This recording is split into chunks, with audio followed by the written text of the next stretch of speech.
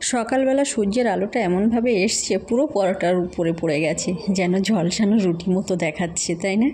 Hello everyone, সবাই কেমন আছো? আশা করি সবাই ভালো আছো। প্রতিদিনের ন্যায় আজও একটা সহজ রেসিপি নিয়ে চলে আসলাম। ঝটপট করে বানিয়ে নাও তো, আর বাচ্চাদের টিফিনে দিয়ে দাও। আমি বানিয়েছি, আমি ছেলের টিফিনে দেবো বলে। তো এখানে ময়দা নিয়েছি, আর তার সাথে একটু দিয়ে দিচ্ছি চিনি, লবণ আর কিছুটা সাদা তেল। ঘি চাইলে দিয়ে দিতে পারো। একটু ভালো করে মলছে নিতে হবে। মলছানোটা যখন মুঠো করলে বোঝা যাবে যে জমাট বাড়ছে, তখন তার মধ্যে উষ্ণ গরম জল দিয়ে ভালো করে মেখে 10 মিনিটের মতো রেস্টে দিয়েছি। আর এদিকে একটা আলু আগে থেকে সিদ্ধ করে রেখেছিলাম, সেই সিদ্ধ আলুর সাথে দিয়ে দিচ্ছি লবণ, শুকনো লঙ্কার গুঁড়ো, হলুদ গুঁড়ো, জিরা গুঁড়ো, মরিচ গুঁড়ো, যা যা গুঁড়ো ছিল। কেউ যদি পেঁয়াজ দিতে চাও পেঁয়াজও দিতে পারো।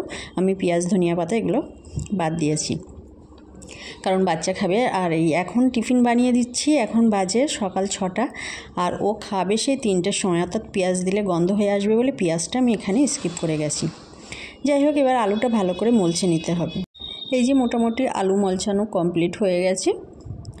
কোনো রকম গিটলে বা গিটা যেন না থাকে, সেদিকটা কিন্তু লক্ষ্য রাখতে হবে, তাহলে পরোটাটা গোল হয়ে আসলে ছিঁড়ে আসবে।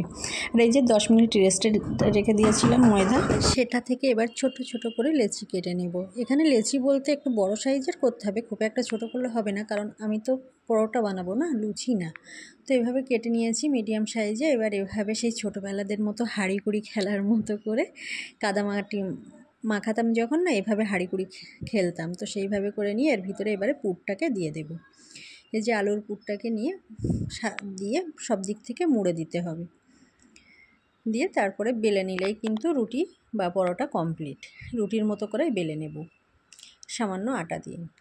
হ্যালো এভরিওয়ান, যদি রেসিপি ভালো লাগে কি করতে হবে? একটা ছোট্ট করে লাইক দিয়ে পাশে থাকতে হবে, আর সবাইকে সাপোর্ট করতে হবে, না হলে আমরা ফেসবুকে এগিয়ে যেতে পারবো না। এই যে একটু চাপাচাপি বেশি করে নিলাম, কারণ গোলটা যেন ভালো ঠিকঠাক হয়ে আসে। একটু ওলটপালট করে বেলে সুন্দর করে, বেশি পাতলা করার দরকার নেই বা বেশি মোটা করার দরকার নেই, মিডিয়াম মতো করে বেলে নিতে হবে। এই যে বালা কমপ্লিট। এবার ছেঁকে নেব।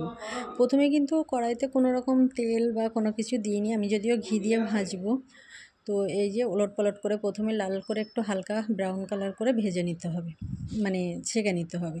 তারপরে সাইড দিয়ে ঘি দিয়ে দেব। এখানে ডালডা বা সাদা তেল দিয়ে ভেজে নিতে পারো, বা বাটার দিয়ে। আমি এখানে ঘি দিয়ে ভেজে নিয়েছি আজ। এই যে দেখো, ফুলে উঠবে বেশ ভালো করে, আর লাইটের জন্য কিছুই বোঝা যাচ্ছে না। এই যে ফুলে উঠছে। যদি ভালো লাগে রেসিপি কী করতে হবে? লাইক দিতে হবে। আর এতক্ষণ আমার সাথে থাকার জন্য এবং আমার বকবকানি শোনার জন্য সবাইকে ধন্যবাদ। সবাই ভালো থাকো, সুস্থ থাকো।